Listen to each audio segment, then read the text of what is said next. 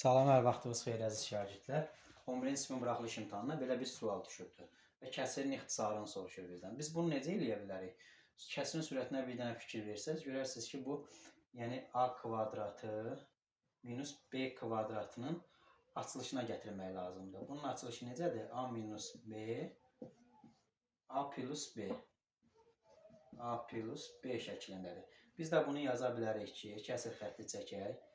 5a minus 4 vurulsun 5a plus 4 şəklində yaza bilirik kəsirin sürətini. Məxrəcdə olduğu kimi saxlayacağıq. 5a plus 4 şəklində. Yəni, bu ifadəni bu şəkildə açdıq və məxrəcdə olduğu kimi saxlayırıq. Və burada ixtisar gedənləri aparacağıq. 5a plus 4-ləri ixtisar aparacağıq. Məxrəcdə 1 qalır. Sürətdə də 5a minus 4. 5a minus 4-ə 1-ə böləndə elə 5a minus 4-ə bərabərdir. Bu qədər.